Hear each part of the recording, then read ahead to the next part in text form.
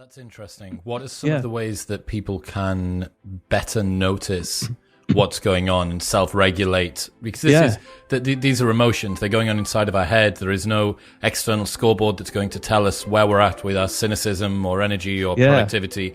What are some of the ways people can self-regulate?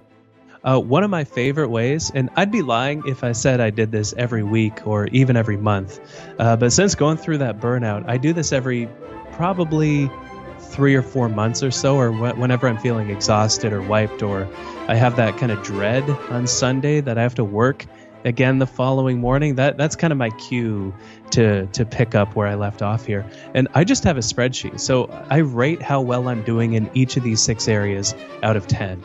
And it's pretty informal. I haven't seen a ton of evidence behind this particular tactic, but it does feed into the wealth of evidence out there, especially, workload is one to pay a particular mind to, because that's often one of the primary contributors to burnout. And it's, in fact, in clinical settings, it's the first thing that they get you to look at. They say, okay, can you cut back on workload? Because that really cuts back on how much burnout you have. But just charting how well you're doing in the 6 areas can really make a profound difference. And you can notice a trend line over time. So if you notice that since, COVID, for example, your line has been ticking upwards, and along that upward tick, you're starting to feel more tired and cynical and unproductive, that's probably why. You mentioned all of the different contributing factors that come from work. There are 2 broad cohorts of people, right? One are employed and have a boss and have a relatively limited amount of control over the work that they do. And another one would be someone that's self-employed and is their own boss. Is there anything that you've come to believe about the interesting distinction between the 2, how they should regulate their burnout and their workload and the social respect that they get from the work that they do? Is there something unique about those 2 cohorts? Yeah, the fascinating thing is it really does vary. And so, for advice on calm, anxiety, productivity even, one thing I really believe is we have to take the advice that works for us and leave the rest. There is no advice that works universally well for, and even if there are these 6 universal factors, control is the fascinating one, I find, especially with regard to how much autonomy we have in our work.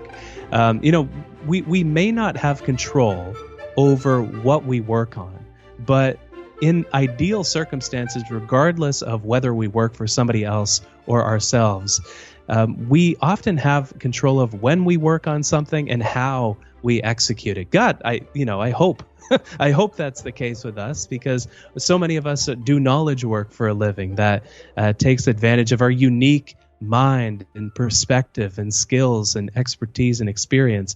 And so we should fight for control however we can.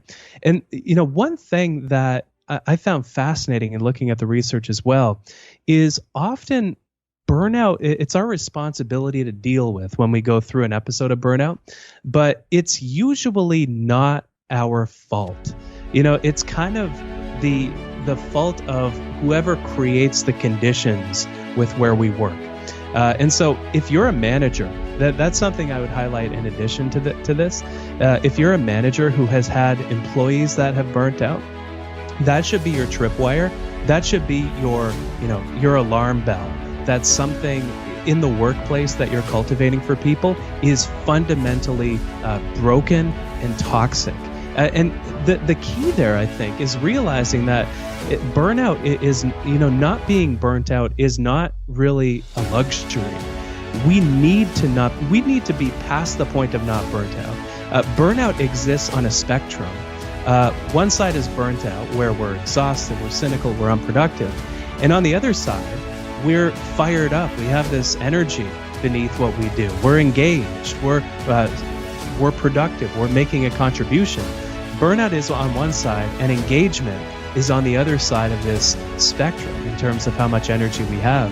And so it's worth fighting to have those conditions if you don't necessarily have that autonomy, where you can control how you work on things. And if you're a manager, check the environment you're creating if you find that people have these conditions. Because they're not just burnt out. Their minds aren't just suffering. Their productivity is as well in terms of engagement.